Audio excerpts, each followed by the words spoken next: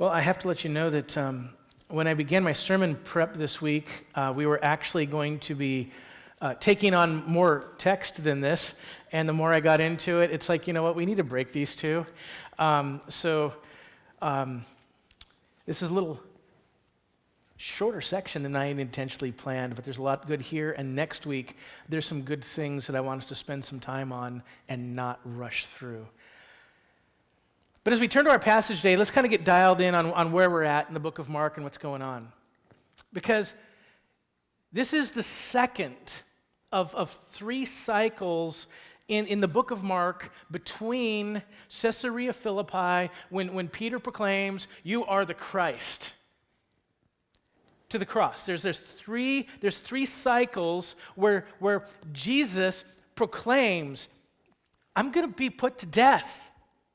And I'm going to be raised from the dead." And the disciples, upon hearing that, reveal their remaining spiritual blindness, because that's one of the things we're seeing in the book of Mark is the disciples see, but they don't see. But Jesus then responds to the remaining spiritual blindness by teaching them more about the nature of true discipleship. So it's three times, and we're in the second one right now. See, the disciples, as we see in the text this morning, that they're under the foolish assumption that intimate proximity to Jesus and support of Jesus and service to Jesus in the relative obscurity of northern Galilee will secure their place in the upper echelons of Jesus' kingdom. They know he's the Messiah now, and they got kingdom visions of greatness. They're hoping for privilege, and they're hoping for power, and they're hoping for social prominence. They're hoping for special treatment. Whereas, what is Jesus going to be doing in the text today? It's the main point. He's trying to help them see that disciples demonstrate their true greatness when they humbly receive and they humbly serve unimportant people. I'm putting that in quotations, unimportant people, because we're talking about unimportant people in the eyes of the world. So we're just going to be breaking our text into two pieces today. We're going to see the disciples' pride in verses 30 through 32, and we're going to see the pattern of Christian greatness in verses 33 through 37. So let's go to verse 30 here. And when they came to Capernaum, verse 30, they went on from there and passed through Galilee, and he did not want anyone to know. For he was teaching his disciples, saying to them, "The Son of Man is going to be delivered into the hands of men, and they will kill him, and when he's killed, after 3 days, he will rise." But they didn't understand the saying and were afraid to ask him. So let's stop there for a minute. The first thing I want you to see in our passage today is that Jesus is not deterred by his disciples' persistent hard-heartedness, by their persistent pride. He's not deterred by it. I mean, if we were teaching them, we'd be like, "I'm done with you guys. I'm going to get another 12. Maybe they'll listen better than you." But Jesus keeps working with them. He's not giving up. They're his chosen 12. But what does Jesus do? He's now moving them away from the crowds. He finds a private route, so that he can patiently explain the unexpected manner in which the kingdom of God is going to arrive. The second thing that I want you to see this morning in this first section is that there's a subtle difference between the revelation that Jesus has today and that he gives his disciples right after Caesarea Philippi when Peter proclaims, "You're the Christ." There's a subtle difference between the two. Because this morning, I think that he wants his disciples to understand that what's going to happen is an intimate part of God's sovereign plan. Okay? So we have in Mark chapter 8:31, the first time that Jesus reveals to his disciples what's going to happen. We saw this back in chapter 8:31. "And he began to teach them, saying, 'The Son of Man must suffer many things and be rejected by the elders and the chief priests and the scribes and be killed, and after 3 days rise again.'" So who's he highlighting in this text? He's highlighting the elders and the chief priests and the scribes, that they are going to be the people handing him over to be killed. Text today, 9:31. He was teaching his disciples, saying to them, "The Son of Man is going to be delivered into the hands of men, and they will kill him. And when he is killed, after 3 days, he'll rise." Now, it's true. It's true that the elders and the chief priests and the scribes are plotting against Jesus at the very moment Jesus is talking. And it's true that they are going to be handing Jesus over and getting him turned over to be crucified. That's going to happen. They're trying to get their case put together right now so they can get him put to death. They're actively working towards those ends. But see, the passive voice of the Greek verb behind our word delivered here indicates that God is the one that's ultimately handing Jesus over. It's called, scholars call it a divine passive. God is handing Jesus over into the hands of men. Notice, it's not being handed over to the scribes, it's handed over to men. Jesus is God incarnate. In fact, this is the way this term is often used in both the Old and New Testament. I'm just going to give you 2 examples to see this divine activity of God in handing Jesus over. First, Romans 8:31 and 32. We'll use New Testament example first. What shall we say to these things? If God is for us, who can be against us? And we're ready for a whole other sermon right there. Verse 32, but he who did not spare his own son, but gave him up for us all. That gave him up for us, that's the same word. Same thing. God, who's doing the giving? God is doing the giving. God gave him up, and he gave him up for us. And the argument that he then makes there, if God gave us Jesus, what else will we need for our Christian life that God will not supply? And the answer, Paul says, is there's nothing God won't supply to make sure that we don't make it from the moment of our salvation at the cross to glory in Jesus Christ if we are in him. But God gave Jesus up. Old Testament, Isaiah 53, verses 5 through 6. He was pierced for our transgressions. He was crushed for our iniquities. And upon him was the chastisement that brought us peace, and with his wounds we are healed. All we like sheep have gone astray. We've turned away. Every one of us has turned away to his own way. But get this, and the Lord has laid on him the iniquity of us all. This in the Greek version of this passage in Isaiah, the Lord has laid on him is using that same word, that same tense. God is doing the handing over. See, the disciples need to know the crucifixion's coming. They need to know it's coming, and it's going to look like an unexpected tragedy. It's going to look like everything came apart.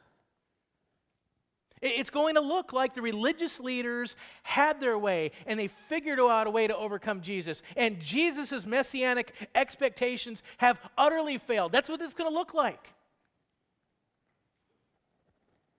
But see, Jesus wants his disciples to know that the cross is essential to God's sovereign plan. This is not some accident.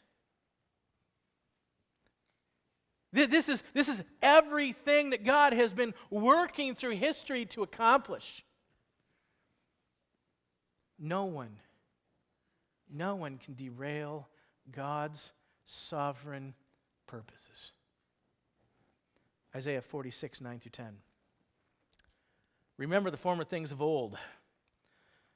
God says, for I am God, and there is no other. I am God, and there is no one like me, declaring the end from the beginning, from ancient times, things not yet done. My counsel shall stand, and I will accomplish all my purposes. Notice, declaring the end from the beginning, from ancient times, things not yet done. Declaring them, not just seeing that they are happen to be, and they're going to occur, but I'm declaring they're going to happen. This is part of his declaring the death of his son. Declared, accomplished, not a cosmic accident. And if this revelation isn't stunning enough, Jesus looks at his disciples again and gives them the stunning disclosure that after 3 days he's going to rise from the dead. And their brains are just like, we don't know what to do with this, because as we shared previously, all of their understanding from the Old Testament was resurrection was always connected with the day of the Lord, and the day of the Lord was the end of history, when everybody was resurrected. And they don't have a category for resurrection in the present or within history to happen. See, in this, what do we have? We notice the change that happens once we get past Caesarea Philippi. Everything before Caesarea Philippi is often, I shouldn't say everything, almost everything before Caesarea Philippi is parables. And parables did what? They concealed, they didn't reveal. Parables weren't the example of how Jesus is such a great illustrator. It was how Jesus told stories that weren't clear to force people to come and ask him more questions. They couldn't stand on the outside judging Jesus. They had to go, I didn't understand that. I need to go ask Jesus for more. It was an invitation to step closer. But what's happening right here? He's not concealing. He's being blunt. He's being clear. That there's no stories. There's no pictures. He's being direct. Jesus is trying to prepare his disciples for what's coming. They need to know what's coming. He wants them to confess their confusion. He wants them to confess their inadequacies, even knowing at the moment they're not understanding, and he's not telling parables. What's this invitation to? They don't understand. They should know. Go ask Jesus. But once again, we actually see the true depths of their pride.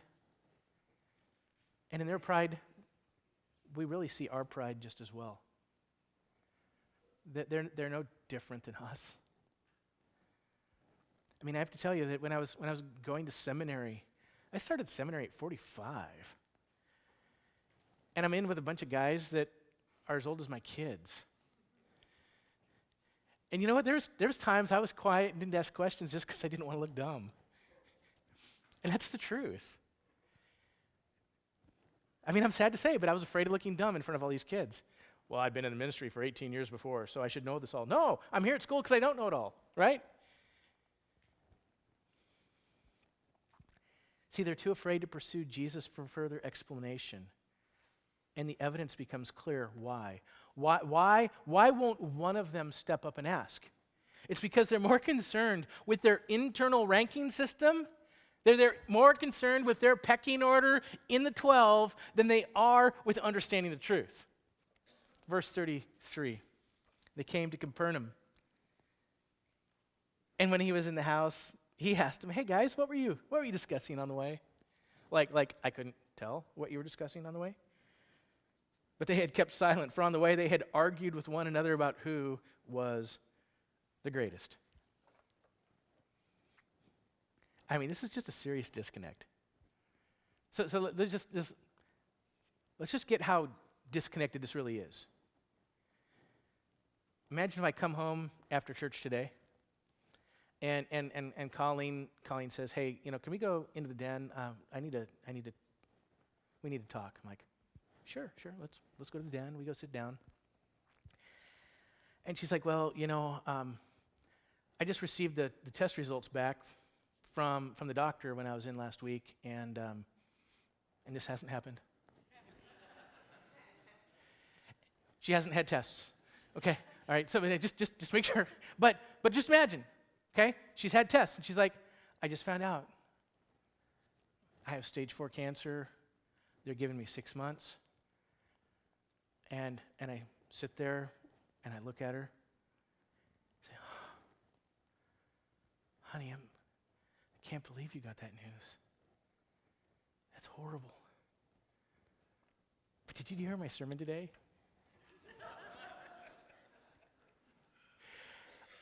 I think it was the best one I've ever given.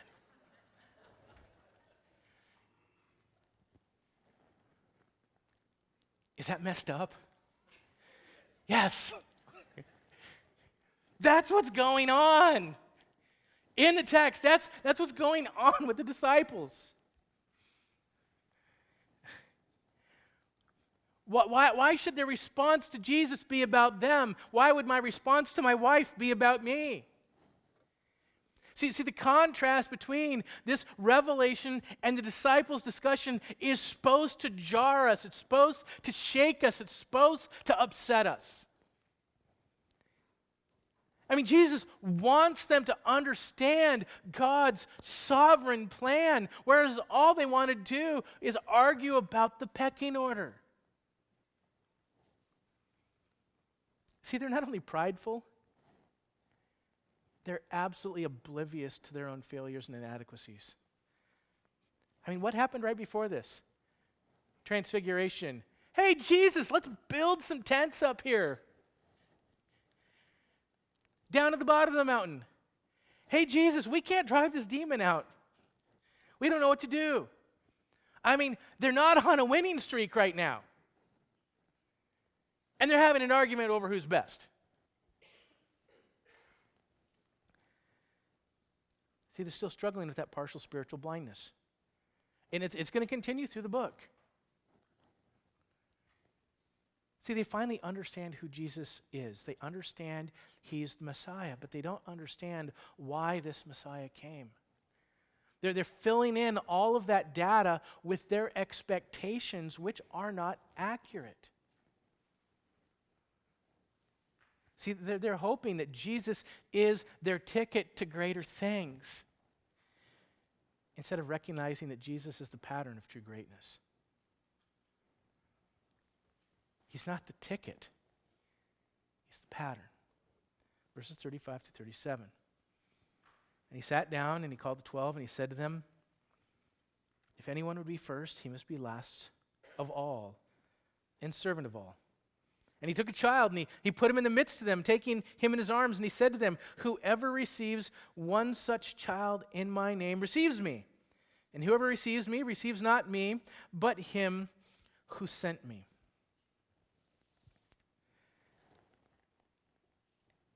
Now let me just point out something that as I was reading this week, was struck by.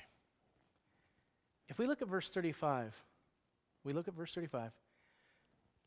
Jesus doesn't necessarily criticize their pursuit of greatness. Just let that sink in. Pursuing greatness isn't wrong if it's done right? See, I think God created us to pursue a certain kind of greatness and a certain kind of significance. But the problem that we run into is one that John Piper wonderfully observes here, and it was super helpful to me. It's that this God-given desire that God gives us, he gives us a desire, it gets corrupted. It's corrupted by our sinful nature, and it's corrupted at least two ways.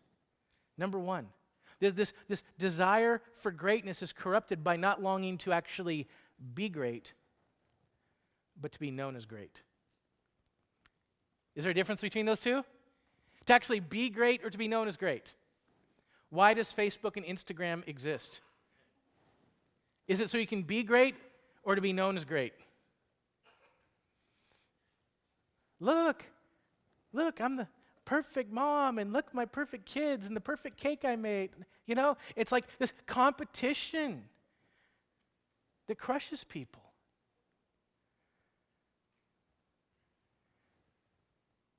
Do we want to be great, or do we want to be just known as great? We can make ourselves look like almost anything with carefully taken and filtered pictures and a few subtitles. We can put any life on display we want to, and it's not the real life.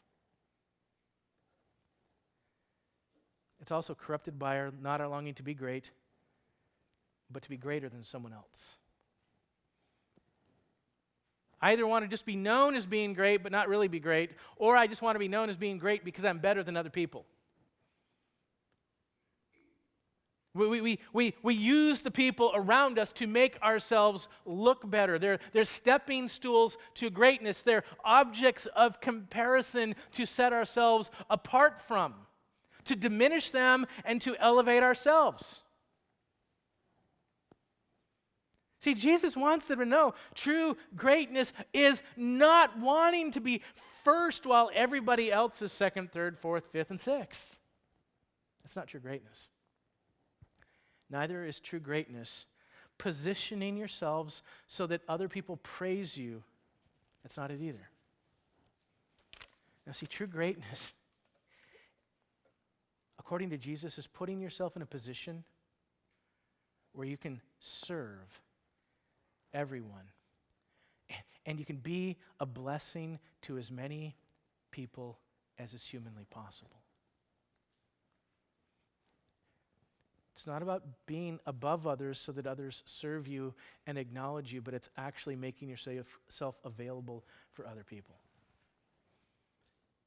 That's what Jesus is telling us. So let's drive this point home with Jesus here. What does Jesus do to illustrate it? He grabs a little child in the home, possibly Peter's home, and he picks up this child and puts him in his lap. And we got to remember, there's 2,000 years of difference between us and the culture that Jesus is in, right? I mean, we have our ideas and conceptions about kids, and they had theirs, and they're not necessarily all the same. Okay? Because first century society didn't really look at children and go, oh, they're innocent, oh, they're gentle, oh, they're pure.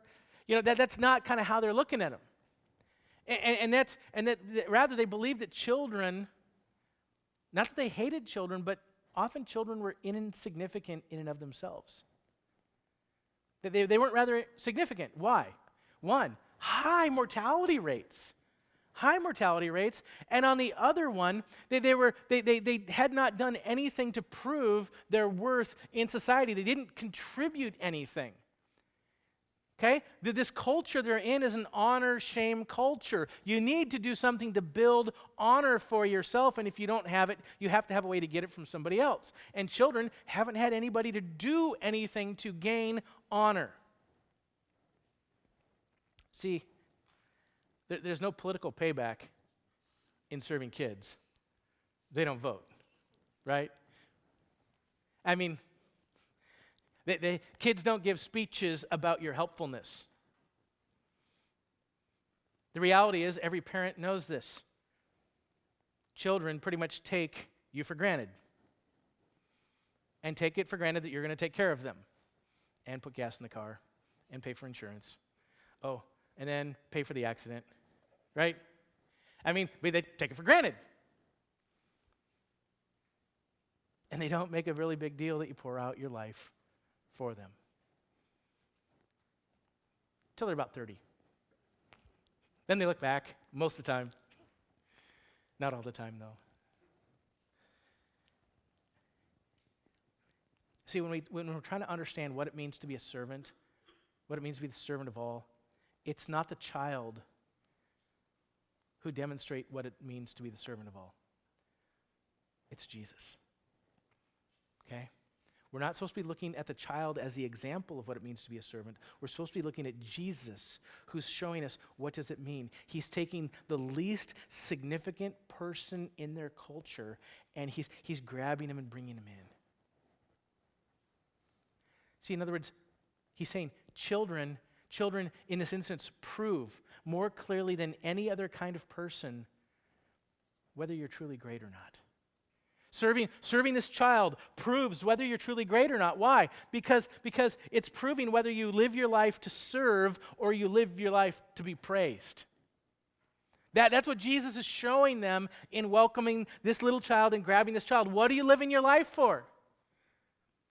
Grabbing this child and serving, or you're constantly looking to serve in a way that other people are going to acknowledge you and say, wow, look at what they did. And that's why I keep serving at church and doing the things. But the second somebody stops telling me how good I'm doing, I'm done. I pull the plug and I quit because I don't feel appreciated anymore. See, great people demonstrate their greatness by receiving seemingly insignificant people into their circle of friends and humbly serving their needs. See, often within the church, we can be just divided up into countless small subgroups that that we kind of bump into each other on Sundays, but we never really invite anybody else to actually participate in. We're pleasant at church, and we talk to each other, and it doesn't get past there. And there's countless people that stand on the outside of those looking in. And then there's some of you that are in groups that at one time were large groups and influential groups and service-oriented groups in the church, and now you're sitting with one or two people that are left in that group because they've either passed away or they've moved on. But you've never done anything to bring anybody else into your group. And then all of a sudden you have a group that's not a group anymore, you're there alone.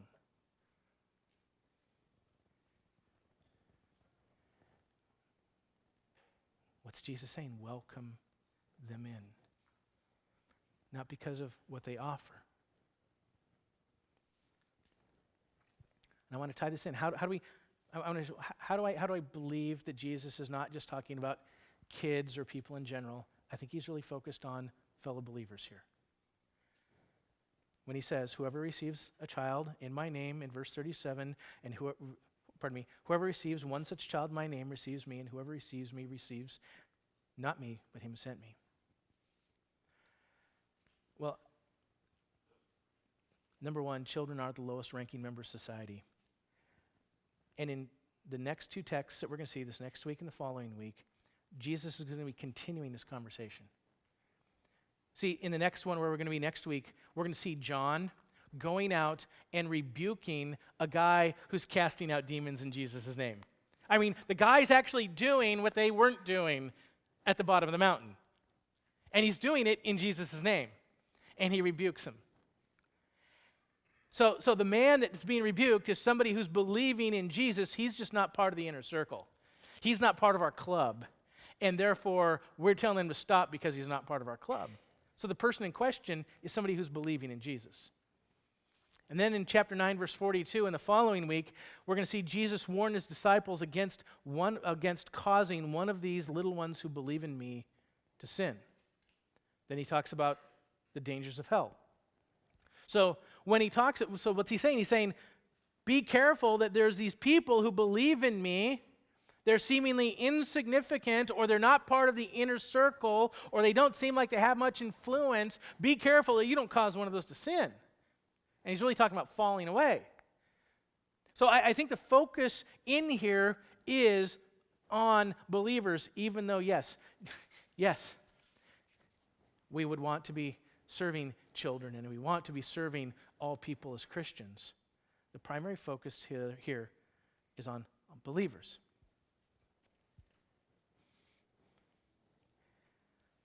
So let's just take a fun little quiz together. I can embarrass myself. I put a little quiz together from my own experience in Minneapolis for 4 years. And we just one simple question. Did I serve and honor God more when? All right? So, Pastor Mark, things he did in Minneapolis, did he serve or honor God more when? When I traveled halfway around the world to train pastors in northern Burma, or when I led my 5th grade Sunday school at church week after week after week? How about, did I serve and honor God more when I spent my Sunday afternoon repairing a sewage pump for an elderly couple in my church? Or when I gave John Piper a ride home from the airport? Or how about when I dropped everything to help my New Testament professor replace his ruptured water heater, or when I sacrificed very valuable study time to help a classmate repair the heater core is 1991 Corsica? See, according to Jesus, I think what he's saying here is I honored him more when I served the people that had the least amount of relational capital.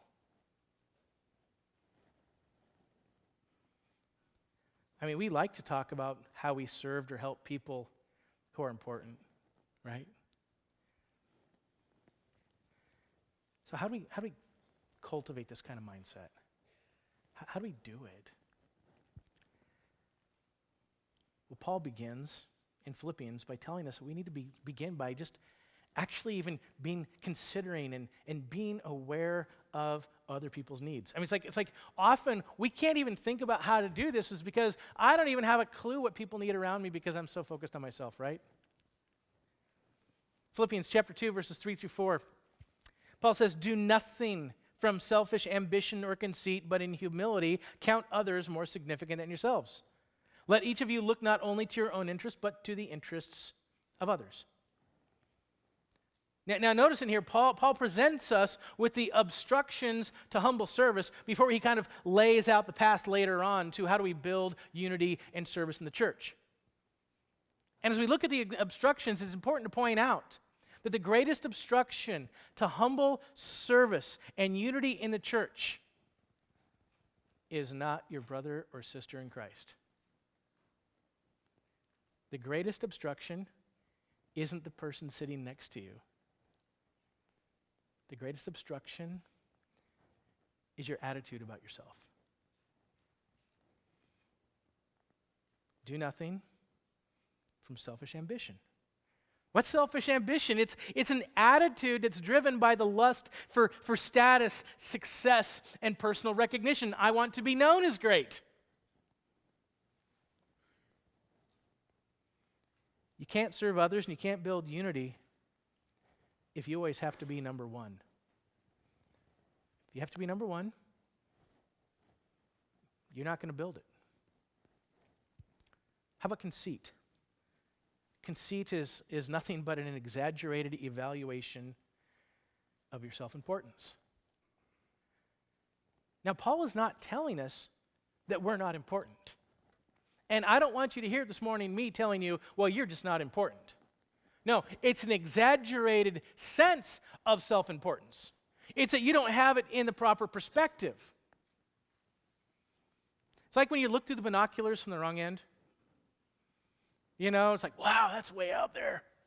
You know, I mean, that's how we get our perceptions messed up, is we're looking at everybody through the wrong end. They're small and they're way out there. We're so big.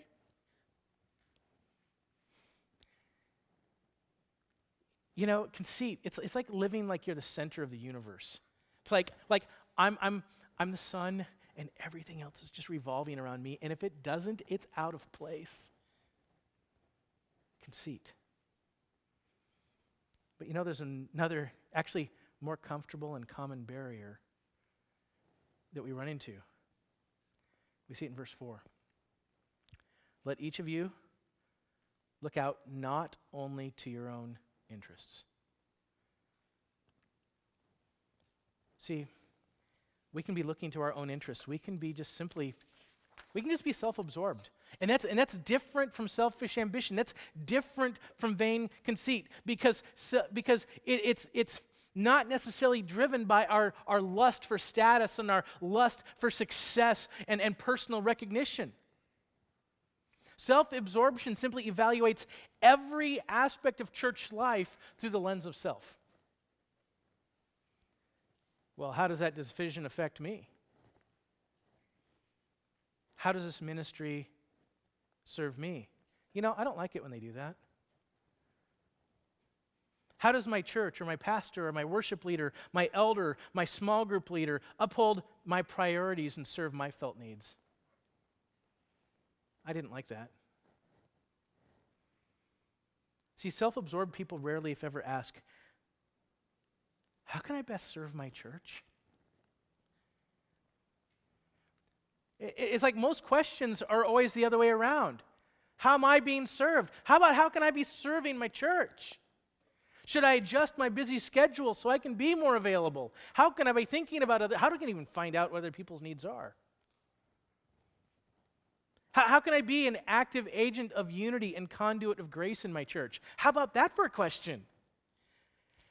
How do I build people up and build unity? Because I love Jesus and I want to see Jesus magnified in our church, and I want to see us engage our community and not be like other churches maybe where I've been, where it's just everybody's nitpicking and pulling each other down all the time and constantly complaining.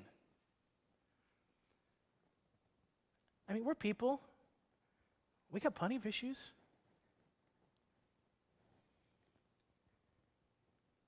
How about asking questions? Who's struggling in my church right now, and how can I help?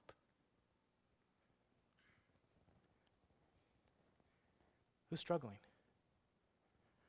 And instead of saying, how come somebody isn't doing something, how about asking, what can I do with the struggle that they're facing?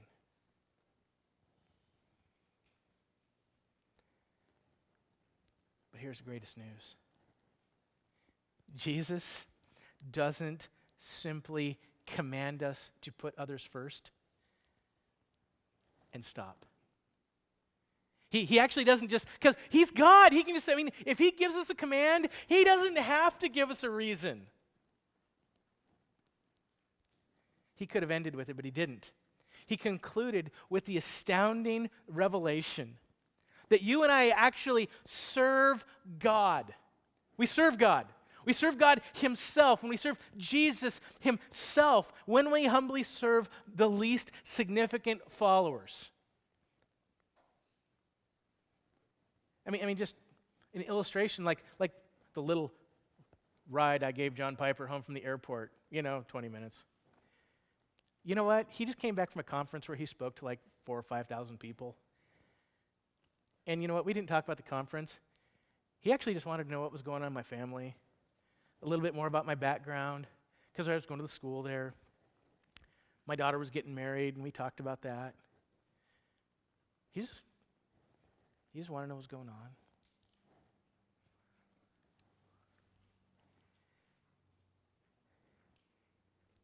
Verse 37 again, whoever receives one such child in my name receives me.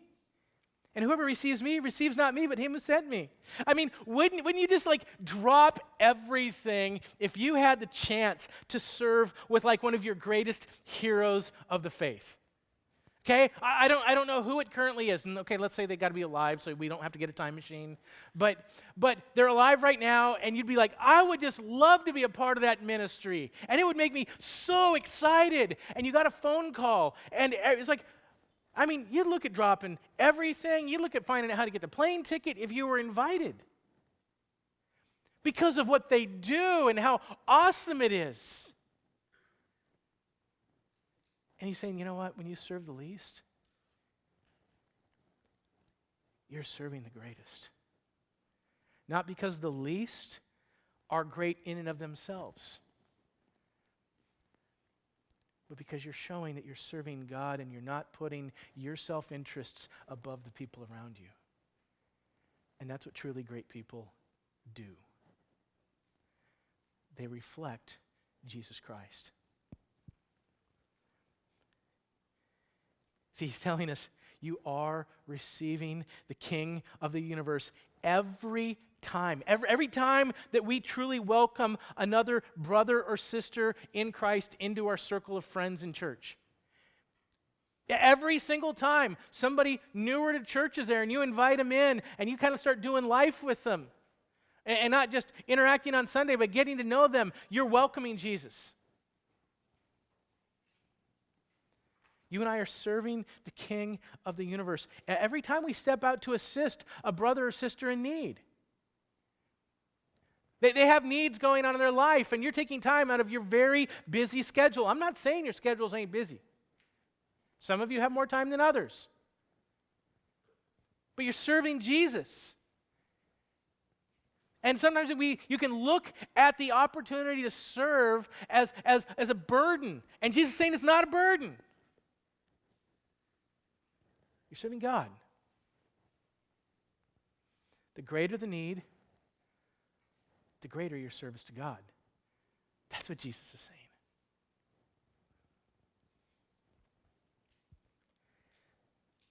So what I want you to see is that Jesus' call here to humble self-service is not a demand to some sort of heroic self-sacrifice. There's no heroism involved here. It's really a plea. It's a plea to stop propping your self-worth up at the expense of other people. Stop using other people to prop up your self-worth. It's a call to stop pursuing your self-importance on the coattails of other people. And it's a call to stop chasing the soap bubbles of men praise. That the second you touch them, they just pop and they disappear. And it's a call to, what is it called to do? To start pursuing true greatness by humbly serving those that have the greatest needs. That's the call that Jesus has. Because only then will we truly find true greatness. There's no other path. There's no other means than what Jesus has laid out. Philippians chapter 2, verses 5 through 11. Paul tells the Philippian church, have this mind among yourself, which is yours in Christ Jesus, who though he was in the form of God, did not count equality with God a thing to be grasped, but emptied himself by taking the form of a servant, by being born in the likeness of men, and being found in human form, he humbled himself by becoming obedient to the point of death, even death on the cross. Therefore God has highly exalted him and bestowed on him the name that is above every other name, so that in the name of Jesus every knee will bow in heaven and on earth and under the earth, and every tongue confess that Jesus Christ is Lord, to the glory of the Father. Have that mind among yourselves. That's what the call is. See, what's Paul saying? Jesus left heaven and came to earth when we were his enemies. Okay, don't forget that part of his humility. Don't forget that part of him setting apart his glory. We were his enemies. Jesus humbly took flesh. Jesus became a servant when we were his enemies. Jesus humbled himself to the point of death, the death that we deserve. So that through his death, you and I might be forgiven, and you and I might be restored to God through faith in Jesus Christ. Once we were children, destined for wrath. Destined for wrath. But now, if you're in Jesus Christ, you are sons and daughters of God. We're either children destined for wrath, or we are children of the living God. We are one, or we are the other. And it's only because Jesus set aside his glory to make it so. That we could receive an eternal acceptance and adoption from God. Because we receive Jesus by faith. See, if Jesus declared through the cross, if he's declared through the cross that no one is beneath him, how can we see that anyone or think that anyone is beneath us? See, the ground is always level. It's always level at the cross, which means there's never any room in the church for silly and sinful things like clothing assessments, personal comparisons, and class evaluations, or far worse, racial stratification. There's no room, ever.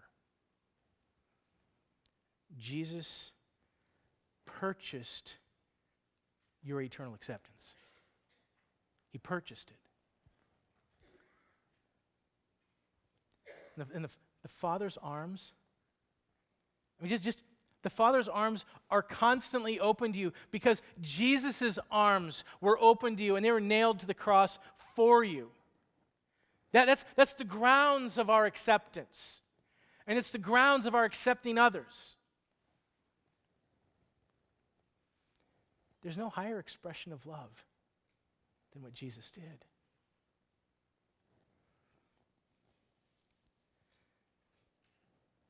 So as we close, if you're a Christian today,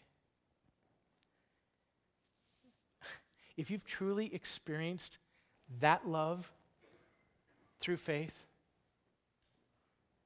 the exhortation is to live in it. Pursue it. Don't be afraid that you're going to be the biggest loser by serving the least. You're not the biggest loser by serving the least. You show your true greatness by serving the greatest. And if you're here this morning and you haven't come to true faith in Jesus Christ, if you haven't done that yet, my prayer is for you first is this would be the day that you actually see it. It starts to become clear. What's this cross all about? What is this death all about? What's it accomplishing? And you can actually see the love of God expressed in the cross. See, here's the beauty of the gospel. Here's the beauty of the cross. You don't have to be great for God to love you. You don't have to do great things for God to love you and to receive you and forgive you. And on the flip side, the greatness of your sin can never overwhelm the infinite effectiveness of Jesus' blood. No sin, no amount of sin, decades, millennia of sin can ever come close to the infinite effectiveness of Jesus' blood. No, sin is too great to keep you from receiving the gospel. The good news is simply this: Jesus lived, died, and rose again for your sin. And God will forgive you if you turn and trust in Jesus. That's the simple promise of the gospel and the foundation of everything we have in the Christian life. If you haven't done that, I pray you do it today. If you don't understand what it's about, please talk to me. I would love to spend some time with you. Let's close in prayer.